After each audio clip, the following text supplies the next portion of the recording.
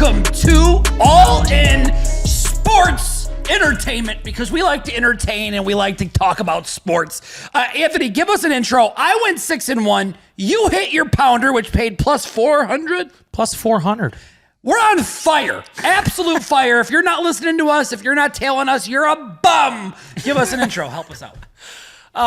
Hit the link, like, subscribe, comment, share, and absolutely have a happy new year. This is our first episode of 2024, cousin. It's 2024. I feel fresh. I feel good. But let's talk about a little bit of college football real quick. Let's talk about it. Michigan beats Bama in a comeback. They were plus 650 at their longest odds, 4th and 2 on their side of the field. They drove downfield. They scored pretty easy after that. And then they scored in overtime. Game was done. What do you think about that play call by Nick Saban? A lot of people are saying that wasn't the play call.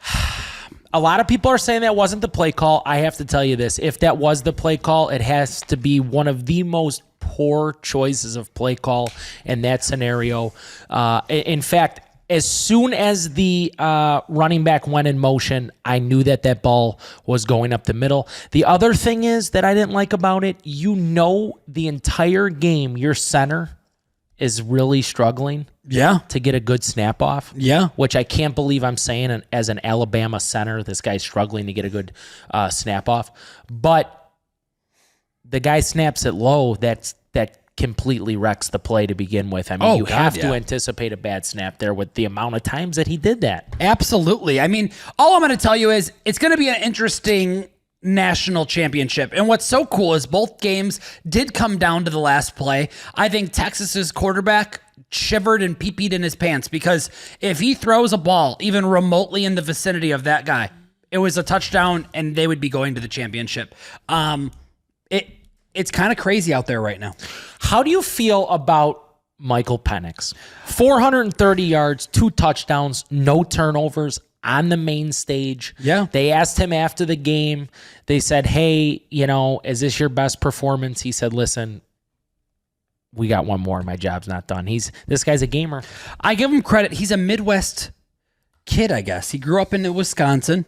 His dad grew up in South Florida. He knew my high school basketball coach, so there's some ties there for me.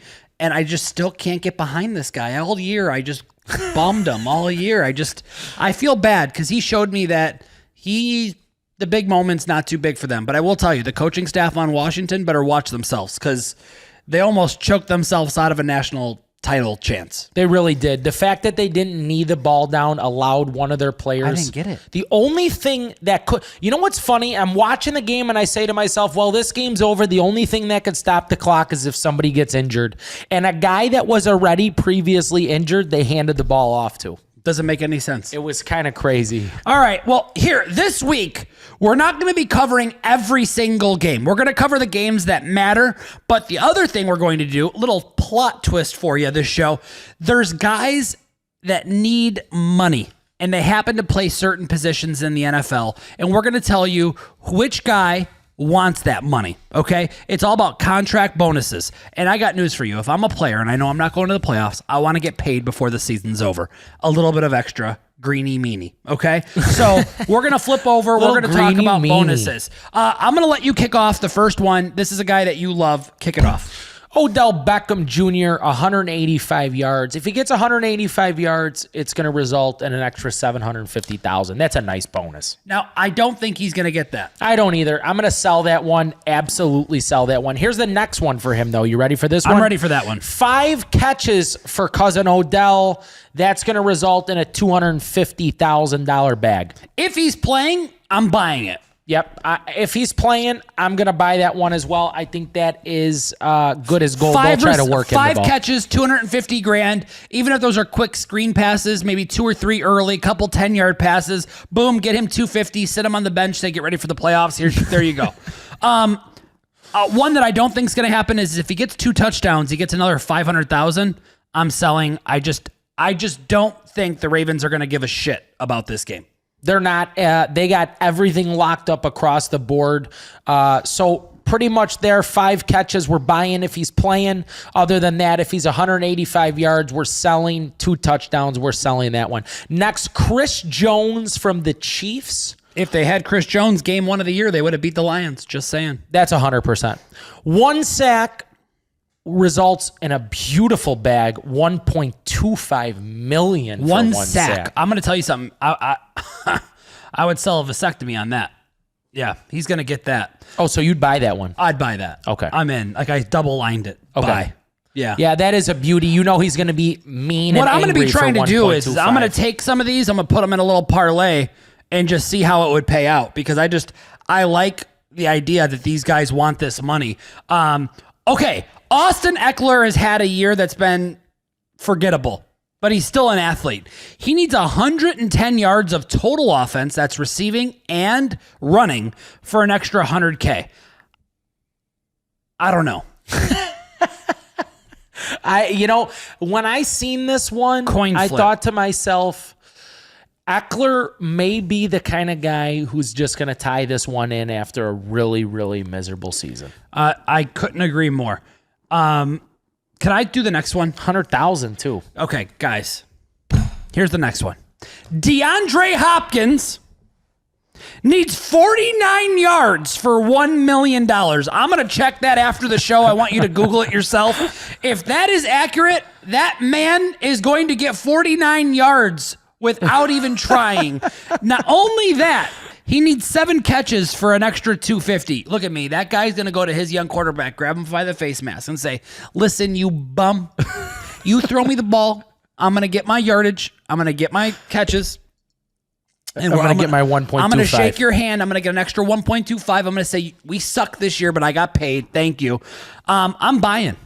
I'm going to tell you why. I think the Titans are going to try to ruin the season for the let me get there. I just went over. Let me ask you this. The Jags. Can I I didn't want ask to you beat something? the Jags. Yeah. You say I want to say Doug Peterson. We're but taking it down to Fantasyland now. Fantasyland. You ready? Yeah. I like when you do it.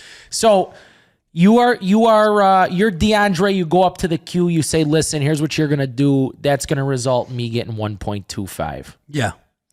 You're DeAndre. Let's say this all happens. It comes to fruition. You're DeAndre. You get back in the locker room. Willie looks over at you. He says, "Hey, how much are you gonna throw him out of that 1.25? You're gonna throw him a little something, couple. I'm gonna buy him a beans or- rollie and tell him to shove it up his young ass. How about that? Here's a $10,000 Daytona. Shove it. 12.5 now or whatever it is. That's what I think. Here's a crazy one.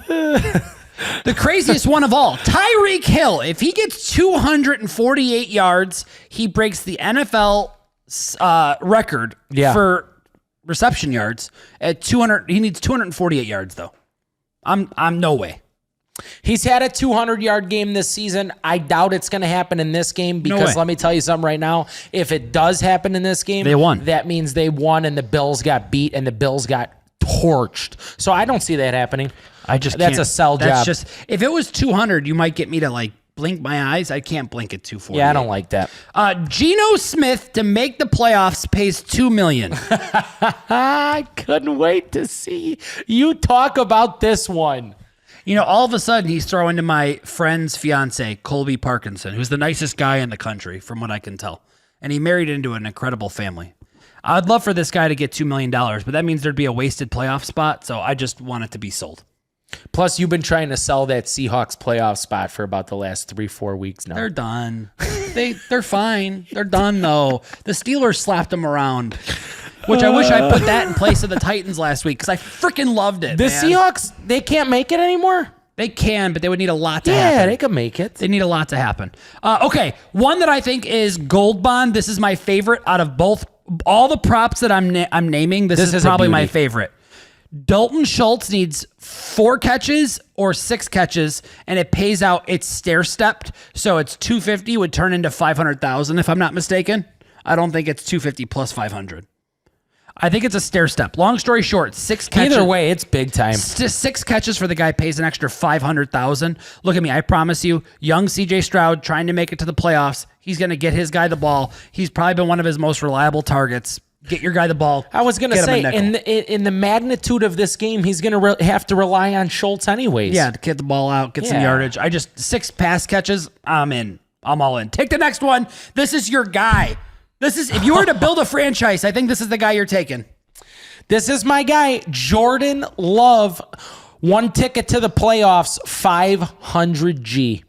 Isn't that nuts? I'll tell you what, he's going to have to really, really play tough because the Bears in that cold weather are looking to stop the run, number one, in fact. Yeah. The game is going to be solely in Jordan Love's hands, solely in his hands, 500K to get into the playoffs.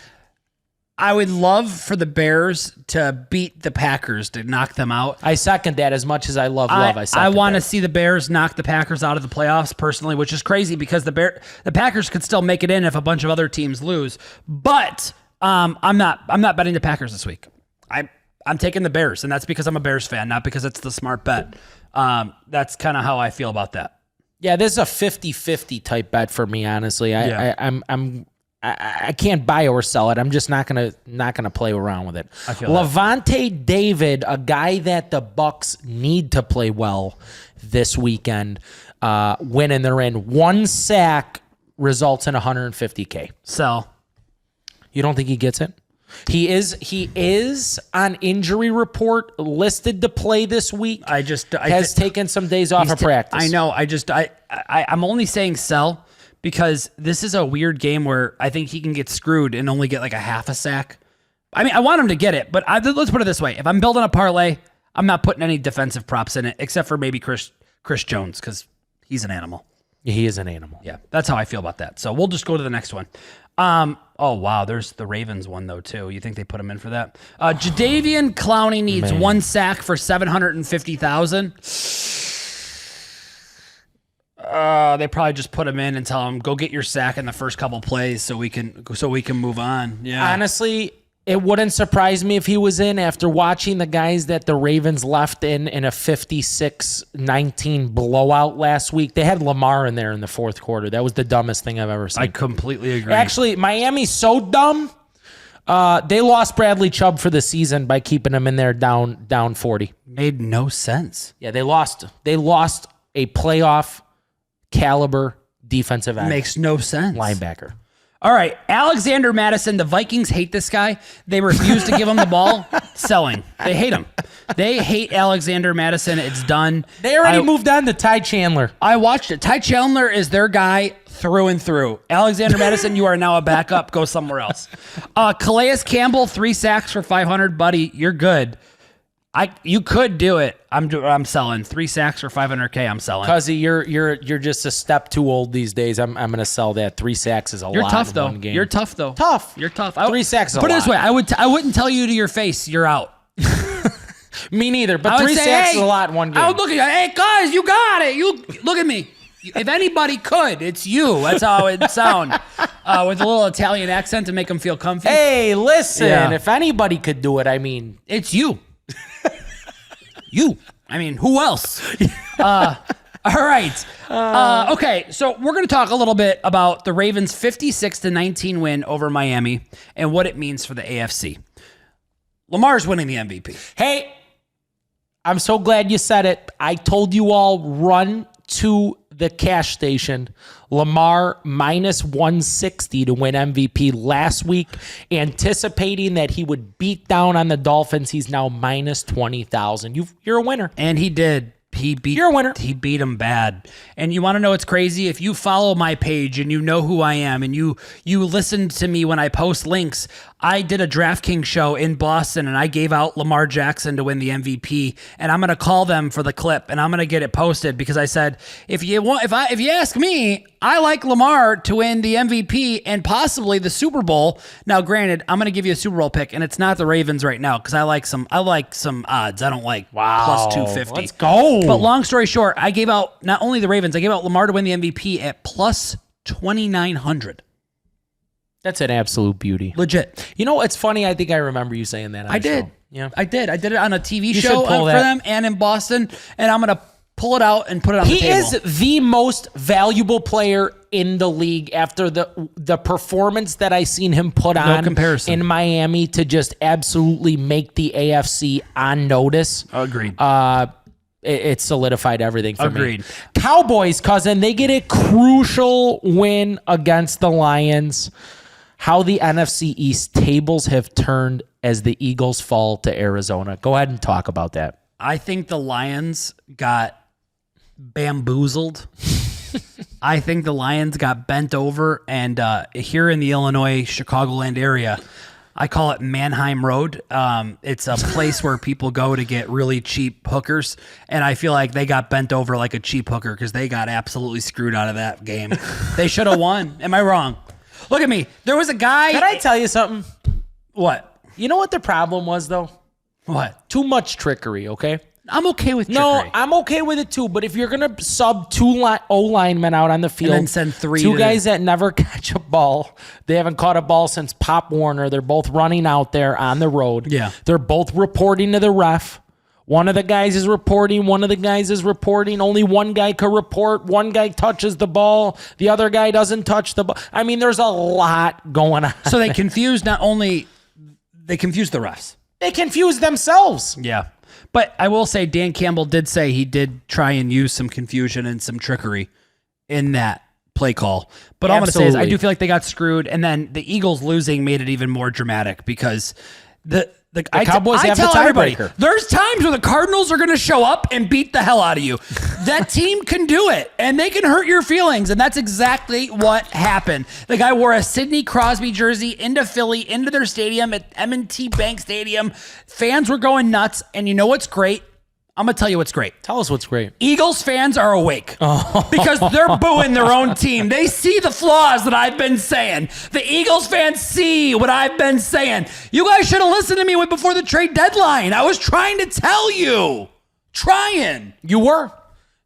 Flaws. Listen, that secondary is Swiss cheese.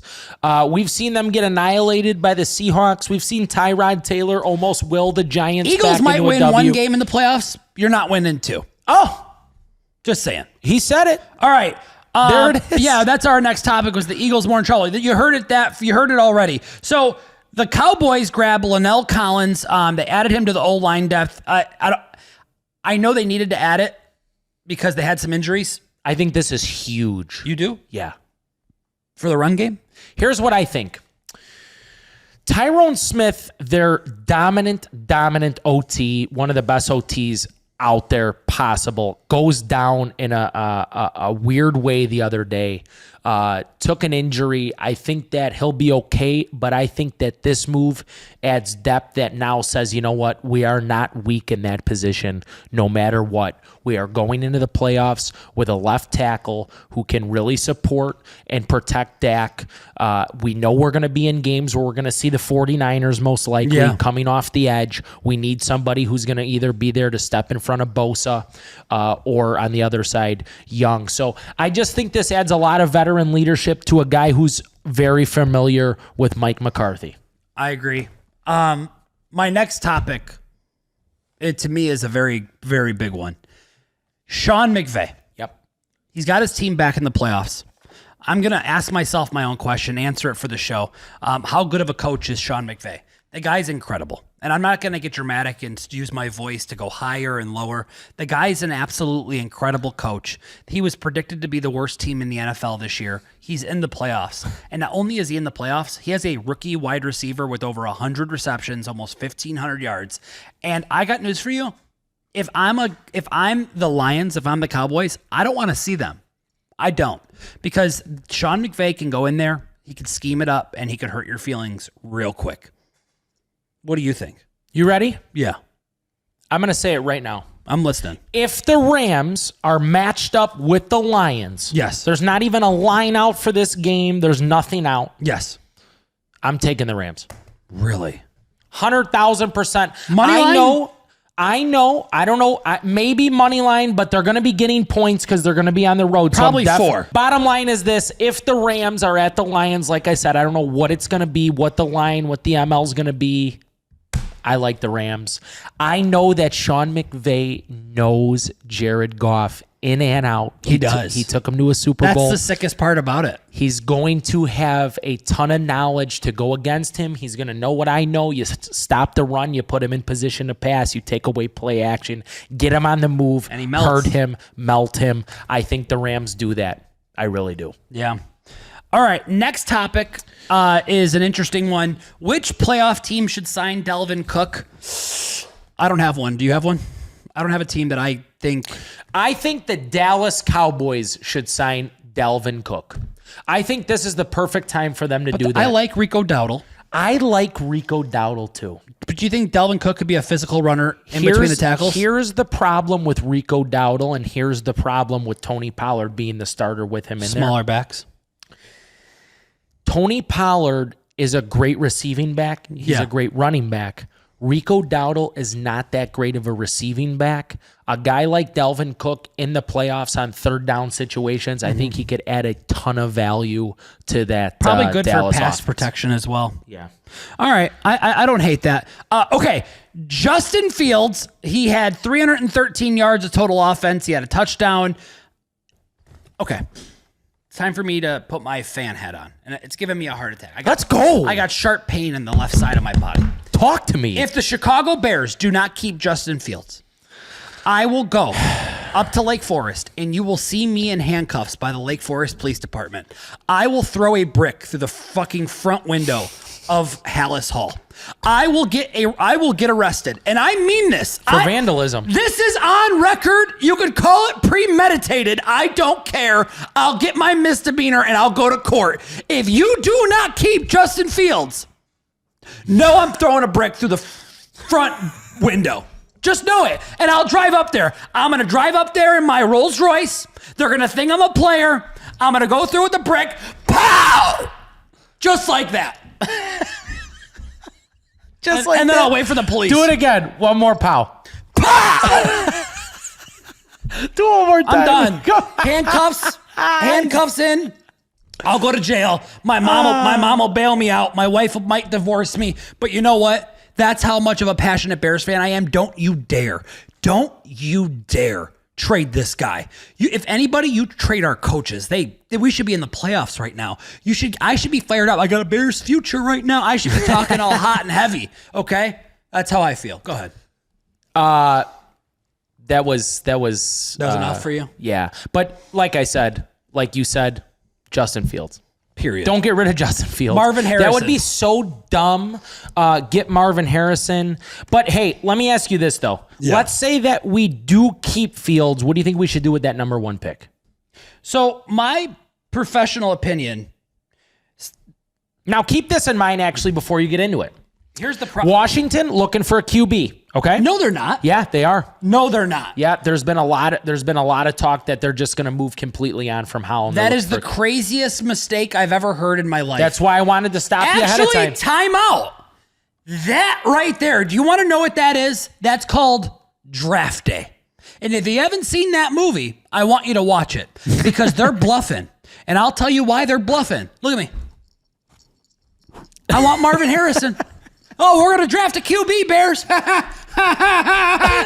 to draft a QB. No, you're not, you sick tool. I think they are. No, they're not. They might. They're going to, if we trade out of the one spot, Marvin Harrison's gone, and I'm going to go absolutely ballistic. You ready? Yeah. There's 11 teams here. I'll tell you who needs a QB. Okay. Atlanta. Number 2, Washington. Supposedly they're looking for a QB. You're calling bluff. Number 3, New England, also looking for a QB. Number 5, the Giants. There's speculation that they could be looking for a QB. Do you know who the best New England quarterback would be? Who? Sam Howell. Yep, he would. He fits every single box. That would be the trade right there. That would be a trade right there. Sam Howell for that would be a number. That would be the most brilliant New England pick I've ever heard in my life. Give them their pick, take their quarterback. That could be it. And flip the spots. Then you got, like you said, you got Atlanta looking for a Q at the number 9. Oh, Atlanta needs a quarterback more than you could ever imagine. And then you got the Bears again at number 10. Yep. And then you have Las Vegas at 11 also looking for a Q. They don't like Aiden O'Connell? I don't know if he's going to be the long-term franchise Q. They might go to war with him again one more year. I think these young guys have some potential. Sam Howell, especially. If Washington gets rid of Sam Howell, they're poverty all over again. I think the Bears should just stay at 1 and just grab Marvin, and it doesn't matter what they do after that. I agree with you. Sam Howell got sacked 150 times. Poor guy was running for his life. I know. Whatever. All right, we're moving on. Here's the thing, though. I want to ask you this, though. Yeah. If the Bears make this crazy transitional move somewhere, Yes. from 1 down to wherever they trade, Yes. I think they'll miss Marvin, Yeah, me too. which means they'll probably grab an edge rusher. Okay. Probably that guy from UCLA. All right. Okay. I don't know how to say it. I think it's like Fatu or something. Yeah. Anyways, then they'll probably grab that guy Malik Nabers from LSU All right. at the wide receiver position, number 10, who I actually really like. Here's the problem. They have to get a receiver within that. Marvin Harrison is a Within that 1 or 10. generational talent. Yeah, I know. He's the best. I don't care if he's like, he's only worth a 3rd pick in the NFL draft. I love him. Pick him at number 1. Take your guy. He's worth it. His body's built for the NFL. Let's go. I absolutely love him. All right, next topic. Everybody's already telling me that the rookie of the year is already done. Everybody's saying the rookie of the year is CJ Stroud. He has 299 completions. He's played 14 games, by the way. 299 completions. He's 63% pass completion percentage, 3,800 yards. He's averaging 274 yards a game, 8 yards an attempt, which is very impressive, 21 tutties, and 5 interceptions only. He's balling. Here's the problem. Puka Nacua, 101 receptions, 1,445 yards as a rookie, 90 yards a game, 14-yard average. Whoa. And 5 touchdowns. I know Vegas is seeing this thing very quarterback, tunnel vision, one-sided. This thing should be a lot tighter than it is, especially if this guy Nacua, It could come down to playing this weekend? He is. Is he? You know what would be interesting? If Nacua plays and has a good game. Yeah. And CJ Stroud loses and has a block game. All I'm going to say is, you already know if CJ Stroud wins this divisional matchup He's week going. 18, Done. It's he's over. in the playoffs. He's rookie of the year. Yeah, agreed. But there's a real strong case for the kid here, He man. is. I mean, 101 catches. I actually feel bad for him. 101 receptions as a absolutely rookie, and you're gorgeous. not going to get rookie of the year. That's toxic chaos. Okay, Super Bowl predictions. The favorite is clearly the Niners and the Ravens. The Niners are plus 220. That is way too low of odds. Sorry, you heard it here first. That's crazy. To my friend Locks, I love you. I'm sure you watch our show. I love you. The Niners are not plus 220 love you, as Locks. favorites. Ravens plus 300. It's time for me to give you my pick for the 2023 season, 23-24, whatever. 23-24 Super Bowl. All I'm going to tell you is I'm giving you the pick for the Super Bowl this year. And I'm not saying I love it, but I'm going to tell you this. I love narrative, and I'm pumping my watch as I tell you right now. My pick for this year's Super Bowl is simple. It's Joe Flacco and the Cleveland Browns. The Browns have never won the Super Bowl. Joe Flacco is a veteran quarterback who has won a Super Bowl. He sure has. He's won a Super Bowl. He's actually won a Super Bowl for the only team that we possibly see could get in the way of the Browns. Say who? The Baltimore Ravens. The Baltimore Ravens. And ladies and gentlemen, that is a divisional rival, and I promise you the last team the Ravens want to face is Joe Flacco and the Browns. And Ravens fans too. Ravens fans are looking at Joe Flacco like they're conflicted because they're rooting for him. But now it's going to turn on him. Who isn't rooting for the Browns at this point? A team that has lost their starting quarterback, $235 million player. Yeah. A team that has lost their all-pro running back on a nasty, nasty injury. The entire backfield depleted. They bring in Joe Flacco behind the league's best D. Crazy. You have to root for the Browns. And they're 35-1. And I just really, for them to be 35-1 in a division that has Ravens, Bills, Chiefs, Dolphins. Those are 3 teams that everybody just gets off on. They go to bed talking about them. Oh my God, I can't stop touching myself to these teams. They do. They're only going to have to beat the Ravens if they beat the 4 seed. And the 4 seed's either going to be the Colts, the Jags, or the Colts, Jags, or what's the other team? Colts, Jags, Texans. Texans. Losing my mind. And Texans play the Colts. Texans play the Colts. And so you're going to see one of those three teams. So I just like where the Browns sit. I feel as they win their first playoff game, those odds are going to drop to about 13 or 14 to 1. That's my prediction. Yeah, I would say that those odds are going to get to 14 to 1. If they win their first game. Yeah. So I told friends that when it was 60 to 1 to look at the Browns locked in. It might even go to 12 to 1 if they win their first game. Shame on me for not getting that locked in. But I'm on the Browns, and if you ask me to pick an NFC team right now, it would be the Cowboys or the Rams. Cowboys or Rams. I would love to see a Cowboys versus Browns Super Bowl, personally. I think the Cowboys are going to represent the NFC for the Super Bowl this year. That's my pick for the NFC as well. I think a lot of people have the Niners just penciled in as that automatic NFC team, but I do like the way the Cowboys The Niners made a very big mistake. They barked too loud. They barked too loud after they beat the Cowboys this season. The Cowboys are going to just annihilate them, I think, if they play. That's my also, pick. the Niners coach has, oh my God, I can't say it enough times. He has blown major games. Yeah, he gets nervous in these Oh games. my God. I'll tell you that right Has now. he ever? Okay, so a little playoff picture for you. Here we go. That's what we're on to right now, right? Yeah, we are, sir. All right, playoff picture. Yes, we are. Niners, bye. Cowboys would be facing currently the Green Bay Packers. What makes this interesting is that the Rams lose and the Packers win. The Rams are still in the playoffs, but they would slide to the 7 seed, and the Packers would end up playing the Lions. Holy hell. The Lions don't want to see the Packers. You don't think so? Oh, no. No? No. Do you remember that absolute shellacking they Thanksgiving took Day? on Thanksgiving? I remember. And that's a divisional game. I'm telling you right now, guys, playoff teams do not want to play divisional games in the playoffs. I think we save this for next week because there's just so much good content here. Absolutely. Let's save But it. here's what we'll get into real quick. You have Dallas and Philly. Yeah. Both at 11-5 going for the East. Dallas owns the tiebreaker. Dallas has what they call a very easy game against the Commanders, while the Eagles have a very, very weird line against the Giants, which we'll get into. Yep. All right, here we go. We're going to kick off the games right now. Steelers are at the Ravens. I do think that the Steelers are able to pull this game off, and I don't say pull it off like it's going to be some type of heroic win.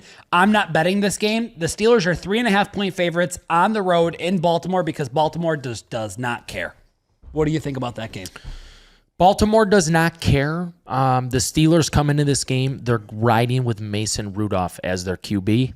The Steelers just don't do it for me as a team, even against a second-string Ravens team.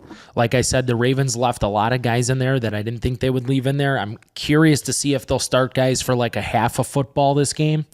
But it's a really, really dangerous game. I don't like it at all. Yeah, see, the next game is the Texans versus the Colts. Both teams are 9-7. Both teams are win and in. The Texans are -1, which kind of blows my mind because the Colts have played really, really good. Would you have a pick in this game? Because I don't. The Colts have played unbelievable when needed. They have shown up when needed. They have got into games in which they fought, scratched, claw to win. The Texans, a divisional game, the Texans are going to look to sling the ball all over the place. This is a career longevity legacy game for CJ Stroud. Wow. Okay. That's your pick. Did he imagine this. He gets picked second in the draft And goes to the playoffs? and takes his team to the playoffs, 10-7. As a Bears fan, that hurts my heart. I know. I'll tell you that right now. But that's a big thing to accomplish as a rookie. That adds a lot to the legacy. Hey, my rookie year, second pick in the draft, took my team to the playoffs. I feel that. All right, next game is Jags versus Titans. And somehow the Titans, again, with a weird line to shove it up my and your booty, are only 5.5-point dogs against a team that needs to win and go to the playoffs. That is absolutely mind-blowing. If you bet this game, just be careful because Vrabel would love nothing more than to ruin Doug Peterson's season. I'm just letting you know that right now. He absolutely would. And I got news for you. This Jags secondary over the course of the last 3 weeks has proved that it cannot stop anybody. So reverting back to your point on the contract talk, Hopkins, I feel really, really good about Hopkins. Hopkins will get open in this game. The Jags have not been able to defend in the secondary. I'm going to stick with just some Hopkins props regarding that game. Next game, Falcons at the Saints. Falcons need some help. They need a win and a Tampa loss to win the South, while the Saints, they can win the South if Tampa loses. Which is crazy, right? So I'm going to personally take the Saints here. I'm sure you guys are so surprised. Last show I told you I'm riding them to the end. I'm riding that horse all the way into the end of the sunset. And I think the Saints get the win here. But the problem here is the Saints need some help. They need a Packers loss or they need a Panthers win to knock the Bucs out. So it's going to be interesting to see what happens here. Saints could be a 4 seed. That's crazy. And I know someone's got to be a 4 seed. Someone's got to be that 4. And what's crazy is the Falcons, the Saints, and the Bucs. One of those 3 is going to freaking win their division, and all 3 are. When you look at the season, you really do see that there's these teams, And then these teams. and then these teams. Yeah. I mean, it really is. In the playoffs, though, I can promise you the Saints are any given. better built for the playoffs than any other team that we're talking about. You think so, including the Bucs? Yeah. So Bucs at the Panthers. Very weird line on this game. We talked about it The before the line's show. only 4.5. That's why I said the Titans are only -5, or the Jags are -5.5. The Bucs are -4.5. One of those teams has to get upset, or Las Vegas is going to be cutting checks for huge Brinks trucks coming in to pay everybody. Can I tell you something too? What? Baker Mayfield not 100% going in this game. What's wrong with him? He's got an injury. He hasn't practiced much this week. He gets $1 million. You got to take that. I know. Look at me. He might get that NFL recovery where they. You ever play Call of Duty? They give you the stim. You're fine for the game, but then you go home. hit him with the, what's that called? The stim. When the guy runs over and slides and Yeah, smacks you with it. Yeah, self-res. All right. They hit him with that self-res. All I'm gonna sell is all I'm gonna say is be careful. I don't need to sell you on a line here because both of these games, I can't not bet against Carr. I've been on them. I'm writing it. Y'all doubted me last week. I proved a lot of people wrong with that, and that's the way where I sit. Now, the last game we're going to talk about right now is Bears-Packers. I already told you I'm on the Bears. There's a possibility that Anthony and I might go to this game. I'm thinking about it because I don't really care about red zone the last week of the year when nobody cares about it. Right. Oh, well, there's the games. They don't take the games serious. Half the games aren't even real. So with that being said, man, it'd bring me a lot of peace to see Packers fans in shambles. I'd drive home a happy man. What do you like in this game? I'm going to be on the Bears +3, and if at any point it gets to +7 or more, like 7.5, 8.5, 9.5, 10, I would double down again. I'm going to be on the Bears +3.5. Okay. Because I do think the Packers maybe kick a field goal to beat the Bears within that 3-point mark. Remember the first game of the year, the Packers bent over the Bears? Well, that's what I find really interesting is that DJ Moore said that the Packers talked so much shit when they beat up on them that he's had this game circled for the entirety of the season. He wants revenge on the Packers. That's how much shit they talked. I can't not take the Bears in this game. I just can't. And I know I'm a Bears fan, and I know I'll be doubted. So this is a big game for Justin Fields, too. This game could keep Justin Fields on the Bears. This game could also possibly make him more of an enticing trade for the Bears organization if he goes up to Lambeau and lays an egg. There's a lot at stake in this game. Anthony and I have a little fund, okay? We have money in this account, okay? And it's half is his, half is mine. I have enough money in my account to cover this. So I'm going to cover this. I'm going to make a little bet with you guys. Oh, shit. All right? And I'm going to put my money out there. If the Bears lose to the Packers, if my Chicago Bears lose to the Packers. Lose. Not cover. Should I do cover? I think you should do cover. Take the 3. Take the 3. All right. He's helping me out. He's trying to save me some money. Hey. All right. If the Bears don't cover 3.5 against the Packers, I will give $10,000 just like I did last week. I'll give $10,000 Cashaline, just like last time. Cashalino. All you got to do is like the post below, click it, and I got news for you. Last week, there was 100,000 people talking shit, and a lot of them said sorry. This week, let's have some fun. Like the post, let's see what happens. I'm a Bears fan. Are you with me? Are you not with me? Listen, you heard the man, 10 dimes. All you got to do, like the post, Bears plus 3.5. Anything else happens, 10 dimes. We love you. Happy New Year. Merry Christmas again. Always remember, gamble responsibly. Do never play with money you don't have. It's okay to take a break. We love you. Love you guys.